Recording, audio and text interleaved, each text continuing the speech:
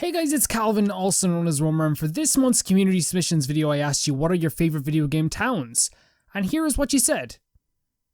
Nebby the Great. I feel like this may be a popular answer, but I'd have to say Clocktown and Majora's Mask. I feel like they put so many details into it, including multiple shops, a bank, town hall, a post office, and so much more. They really put way more detail into it than they had to in that game, and I really admire that. Especially with a 1-year deadline on the game. By the way, this is a great answer. The music is iconic too. Sometimes I'm just sitting around doing nothing and I find myself humming along to the theme. Plus, I mean, Majora's Mask is such a great game too. Those are just my thoughts though. I would agree that Majora's Mask is, the Clocktown is one of my favorite towns I've ever been in. I remember being absolutely stunned going into that town. And I think the detail is crazy and something that like you can underestimate pretty easily. And yeah, it's probably gonna be a very popular answer, but like to me, like I think it's a great answer. The music is fantastic as well. How like yeah, little things that like I kept finding along the way. Like I didn't even know there was like a kind of like a like not a seedy bar, but like a nightclub type bar to do like in the town at the time. There's like a little gang roaming about the place. It just truly is a fantastic town, and not to mention the fact that like it's kind of this hub for like knowing like everyone is kind of there. Kind of like unaware of everything that's happening, but very aware at the same time. It really makes you feel as well, to me anyway, made me feel like the impending doom was that much greater as I was in that town. But yeah, everything you say here, I 100% agree. Raven. I say this name every single month, I think, and I think I get it wrong every single month. I have to go with Clocktown from Majora's Mask. Not only does it have an amazing song that evolves throughout the 3 days, but the people in it feel real and also change during the 3 days the game gives you. It seriously feels like the most alive town in Zelda. I think that's like a really good point. I would, like, I'm trying to think of other Zelda towns that I think that feel very alive. The only thing I can probably think of is the Gerudo place in Breath of the Wild, and I'm blanking on a name, but like yeah, that's the only place I can think of. But if, in terms of like the most alive, yeah, 100%, it does feel like a real place. It doesn't feel like everything's just put there because it's a video game. And especially as Nebby said before as well, the 1-year deadline, it's pretty amazing that they were able to do something like that. I was impressed by it, and still am impressed by it. I look back on that town fondly, like very fondly. Zanpan Khan. My favorite town in the game would have to be Crow's Landing from The Witcher 3. It easily has one of the most historically accurate layouts and blueprints of a citadel there is. The main citadel house gatehouses has gatehouses leading up to it. Proper crenels and merlins, I'm sorry if I'm not saying this right, guard towers, barracks, and a keep wall surrounding the village with arrow loops and so much more. The tiny village / town itself is a bumbling place. Also, it's really cool to see that CD Projekt Red acknowledged the existence of full-on wooden keeps. Also, I love the Baron of the Keep. I love this place as well. I was, like, again, it's been so long since I played The Witcher 3, but I was thinking about, like, which place is this? But yeah, it is really freaking awesome. And yeah, it does, like, play up the realism a lot too, and the Baron is fucking awesome in this place. And his story is really great too. I'm trying to think, it is a main part of the story you have to go through, right? Like, it is, like, a definite, like, main thing you have to go through, but, like, that whole mission with him and his child is something that you actually have to experience. But yeah, I don't know if it's my favorite place in the game, but, like, I do think it's amazing. And it was one of the first towns I kind of, like, really experienced in The Witcher 3, and, of course, to me, like, Skellige is, like, my favorite place in that game, but to put this on your favorite town is a really, really good pick. And I don't want to overstep like how amazing it is, because like I don't remember everything entirely, but it is a beautiful place, and it does feel epic every time you're walking across that bridge, with the water underneath it. It looks like the bridge is flimsy, but like, and I think that just makes it even better. Scotsy Travers, 100% Twin Leaf Town from Pokemon Diamond, Pearl, and Platinum. The music is just my #1 nostalgia device. I'll never forget it as long as I live. Sorry, it was the first Pokemon game I actually owned, and it was the first music to greet me. I love Pokemon towns. Again, I'm not very well versed in Pokemon, but like I do love Pokemon towns. For me, Like, I think trying to think of like the Pokemon towns. I remember, like, I played Pokemon Silver. I don't know what the town is that. Again, I'm not like as well versed as other people, but like I think Pokemon just knows how to set a vibe of a town with like so like like they didn't have like the most amazing like cutting edge graphics, but they were able to get across like how awesome and homely a place can be, and how like even how so dark a home could be or a town could be at some points as well. And I think they do a good job of it throughout the whole series. Black Glurak X. I'm sorry if I'm pronouncing this wrong, but that's like the story of this whole video, this whole video series. I'm sorry if I'm pronouncing this wrong. I really like Colony 6 from Xenoblade Chronicles. I love how you can upgrade and build the town your way.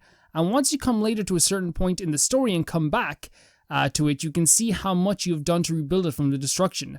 I really wished for something like this in the Breath of the Wild DLC, where you would rebuild Hyrule Castle and town, but it never came true. Since you played it yourself, Romer, you know what I mean. I could go on and on about this, but I haven't got the time right now to do so. Colony 6 is great as well. I remember, these games are games that I played years ago, so like I'm kind of just going off like my base memory.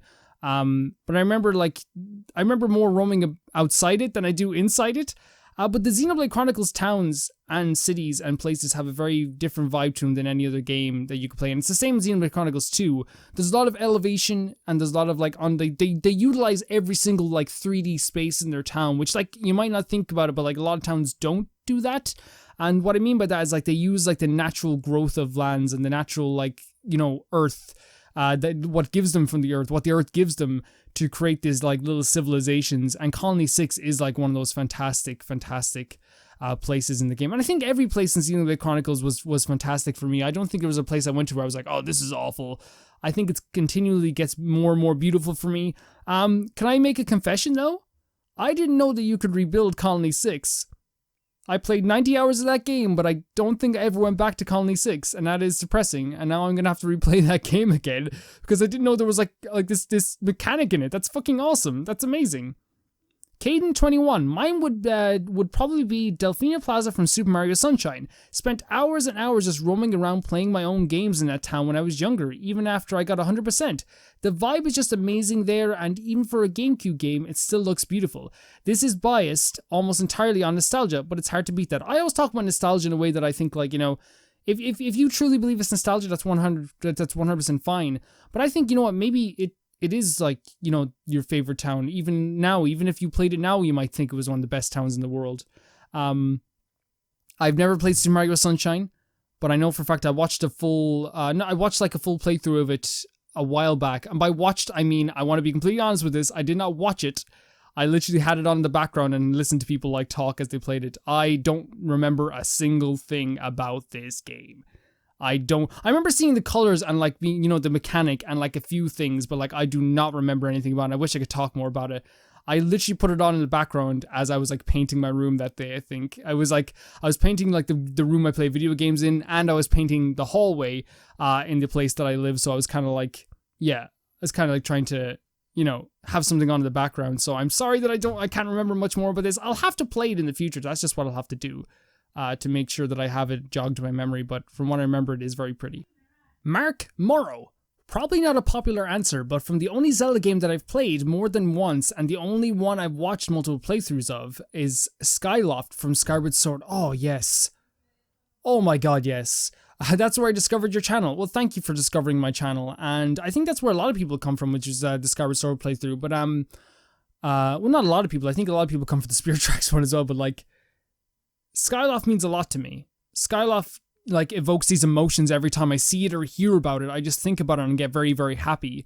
It's very, like, hard to, like, talk about Skyward Sword in any way without being sad, but I'm gonna try and talk about Skyloft for a second, because I know that for a fact that, like, the area around Skyloft, a lot of people feel is very empty. I never really noticed it myself until after I played the game. For me, Skyloft is just this beautiful place that really is entrenched in its own culture, and I feel like a lot of times in video games they don't, they kind of steer away from their culture after a while. They kind of do this thing where they're like, they're like, we must break away from our ways of living. We can no longer live this way. But they're like, no, we still adhere to our culture.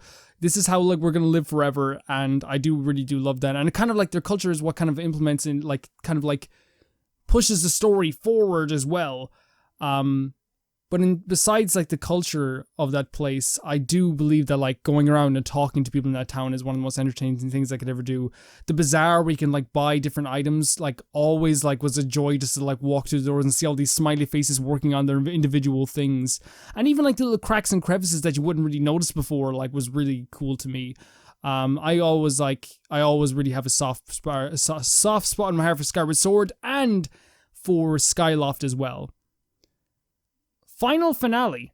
I'm going to stretch my answer a bit and say the Northern Water Tribe in Avatar, The Last Airbender. It's a town in a show. As a waterbender, so okay. You know what? You know what, guys? Why not? Why the fuck not? As a waterbender, you can create your own homes, furniture, and way of living. Want a second-story home? Build it. Want a backyard? Make it. Granted, everything will be made of snow and ice, but it's inhabitable in a fictional sense. The people of the Water Tribe never seem to mind the cold in the show, so me as an inhabitant or a bender myself shouldn't either. Imagine it like Venice, the city of water in Italy, except with a godly sandbox ability and healing capabilities. That sounds really awesome, actually. What about a warmer place like Ba Sing Se, another city in the show? The diplomacy, the Earth Kingdom has a monarchy from the government in the show. The kingdom is much stricter and is commonly involved in the war. I believe the people in the Water Tribe have a much more free lifestyle away from conflict. That's my long answer. I tried to imagine myself living in game world. How would I get around? What would I do? And how would I earn a way of living for actual video game places? Maybe Midgar. Violence may not be suited. Maybe not be a suitable place to live, but at least I get to be a badass fighter that will be able to find employment for simply being a badass. It's not a video game town, but like as you said, I think you acknowledge that. But like I think the way you described it, like kind of more than justifies putting it into this. I do have one request though. If we ever do favorite TV show towns, you have to name a video game. That's really cool. That's a really cool way of describing it though. I actually have never seen Avatar, and that's another thing that people are going to kill me for, but I would really like to see it at some point in the future. Logo C, Pelican Town in Stardew Valley, really the only town in the game, but nonetheless it's a nice little 8-bit town. Again, another game that I have neglected to play throughout my life, but I've seen kind of like a few like screenshots of the game, and I think it's actually a really pretty game, and I apologize for not being able to talk about it more, but that's a really good pick as well, I'm assuming, because everyone freaking loves that game, and who am I to say it's anything different than just being freaking amazing? So Thackeray Scroggins. Okay, so this is difficult, even when not limited to one, but if Lon Lon Ranch counted as a town, then that's it hands down, but I don't think it does, so I'll go with Skyloft. It's got great music, it's beautiful to look at, and I love just walking around it. Even, not even doing anything, so that should be a testament to how good it was. I agree. There was times before recording that I would just walk around Skyloft and do this exactly what you said you were doing, and I would just like literally walk around the place, look at things, and again, as I said, talking to people, chatting to people, seeing how they felt about certain situations. It's a really beautiful place, and I love it to death. Michael Braun. I feel like the folks who said Clocktown from Majora's Mask hit the nail on the head. I'd initially considered submitting Wind Waker's Windfall Island for this post, great. But after thinking it over, there isn't a town in any other video game that I've played anyway, that is more complex, intimate, and lived in, and has that lived in feeling than Clocktown. Link unwittingly is cast upon this strange land at the beginning of the game, but by the time is over, it genuinely feels like it has become his new home away from home. There is so much going on that it is virtually a whole other game in and of itself. Of course, none of that would matter much if it weren't even interesting, but Clocktown most certainly is. In fact, a feature-length movie about Clocktown and the people living in it would likely be more interesting than just a Zelda movie. And the game is so good at connecting CT to real life sometimes. You've certain side quests in it that are mutually exclusive from each other. For instance, if you save the old lady from the bomb shop from getting mugged at night, you cannot hook up Cafe and Anju during that particular 3-day cycle. It's as if there's a hidden message about how in life it is impossible to make everyone happy at once. This is really good. And that in a society, everyone is connected on some level. And what one person does at any given moment can affect somebody else's for good or bad. I will still give honorable mention shoutouts to Windfall Island and also to Toad Town in Paper Mario 64, but are also stellar examples of places that simply have incredible amount of stuff going on within them. and that even continually change and evolve over the course of games. Windfall in particular reminds me a bit of Hawaii. I was unfortunate enough to visit Maui once a few years back, and walking along the path of the Windfall that the winds around that winds around the island, with the sea to one side of you and the various shops to the other side, tends to conjure up memories of Front Street in the town of Lahaina. Jeez, I'm bad at pronouncing stuff. I won't be offended if you need to trim this a tad for the time for your recording. No, it's okay. It's 100% okay. I picked a topic that not many people were like crazy about, so like I have no problem reading all these about. Not one problem whatsoever. Yeah, that's a really good description of this town. Again, like, it's kind of making me want to play Majora's Mask again. Of course, that's going to be way off for me, and I think I'd like to do it in the channel if I am going to do it. But yeah, that's like a really eloquent and like descriptive way of talking about Majora's Mask and Clocktown. I think I might do a video of just exploring the town someday, just walking around the place and just talking to people. Inspiración Original. Kokiri Village from the Ocarina of Time. I have strong memories as a child since the presentation of the town and me making my own story about it, and the Clocktown is so profound. It is hard to choose, to be honest. It is a city, the Goldenrod City from Pokemon Gold. Yeah, you know, I understand that, like, for a lot of people it's going to be hard to choose for what their favorite town is going to be, and I think that's going to be a problem with a lot of these questions. I have a problem picking, like, you know, I do like, I'll do a top 10 like Zelda games this week, and then like I rewrite it over and over again of what like is my top 10. I know the number one will always be Skyward Sword, but the like 3 through 10 spot continually changes, so I understand how hard it is. But yeah, great picks. Minish Mai, hopefully I'm not too late for this. No, you're not. I shouldn't have read that part out. Calvin, get more professional. For me, it's definitely gotta be Forget Me Not Valley from Harvest Moon, A Wonderful Life / Another Wonderful Life. As a kid, it was always so quaint, and it seemed like a perfect place to actually want to live. The residents were friendly, the music that plays in the shops and houses and on your ranch were also great. Every time I hear the song that plays when you enter the farm, I just get a huge wave of nostalgia washing over me. That's a great feeling too, right? It's a really good feeling to, like, you listen back to a song that you heard years ago, and all of a sudden you're kind of like taken back to this world. I think it happens a lot with Final Fantasy X for me. Shadow of the Colossus for sure. I just hear the opening theme to that song and I'm like, oh my god. Like, how can I even live? How am I living? Like, how have I lived this long? Like, that's all I think about when I think Shadow of the Colossus. Negaliator. I don't know if you can call this a town or city, but it once was, so I'll go for it. The city ruins from Nier Automata is amazing. The environment is well fleshed out, and it feels genuinely like a forest wasteland. And don't even get me started with the music. God, it is amazing. Literally one of the main reasons I even played the Nier series. Again, another series that people keep recommending to me because people are like, Calvin, you will like this. You know, after I played Sekiro and after I played Ninja Gaiden, people were like, no, Calvin, please, you will actually be really into this type of game. And I think it was also after I saw Astral Chain and I was like, man, that game's going to be freaking awesome. So I think I should try it sometime because the art design is absolutely beautiful. Beans Shadow Thief 14, that's a great name. Toad Town from Mario and Luigi Bowser's Inside Story reminds me of my late childhood, early teen years, and also there's lots of useful things there for your journey. Also very vibrant and lots of interesting NPCs. Yeah. Again, like, man, there's so many games I haven't played, and that's like true for the whole world, right? There's so many games we just haven't played, and like this is just like opening my eyes. This is a series that I will get to soon though, because it is like one of the most like requested, and I think at some point I'm just gonna have to like go, yeah, okay, I'll play it. The whole Mario and Luigi series. I think there were DS games for a few of them, right? Or maybe they were on other consoles too, but I just remember having a DS one or buying a DS one on the Virtual Console a long while back and not actually playing it. Dermute Lions. Anuki Village from Spirit Tracks. I think having to pair up with Anuki helped me make the village seem more tightly knit and helped give the Anuki more personality. It might be nostalgic as I discovered you from Spirit Tracks, but I still think it is well designed. I 100% agree. I think out of all the towns in that whole game, in both Phantom Hourglass and in Spirit Tracks, I would pick Anuki Village. I think they did such a good job with that. And also, like, again, I think more than anything, more than like... By the way, everything people said is the most important thing. You know, NPCs, a town that feels lived in are all important.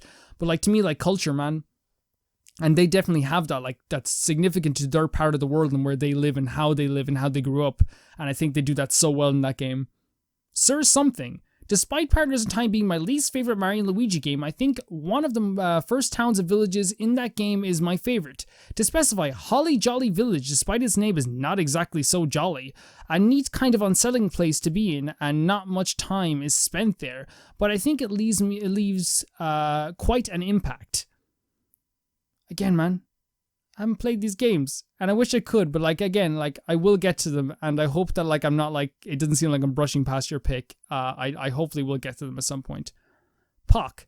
Pascal Village from Nier Automata. Here we go again, another one I haven't played. There's nothing too special about the town itself, but the philosophy behind its inhabitants' lifestyles and politics is that the way they are challenged throughout the story spoke to me. I'd love to go in more depth, but I'll spare everyone the spoilers. Spare me the spoilers too, because I do want to try that game sometime. I'm worried that I won't be good at it, but I'd like to try it anyway. Mohan Gruel. I don't know if this counts, but it's basically all of Shibuya and Persona 5. I've been hit. I've been hit in the heart. Loved all of it, and it was so much fun to travel around in the bustle of people. Oh my god. Persona 5 The Royal is coming out next year. Persona 5 is discounted right now.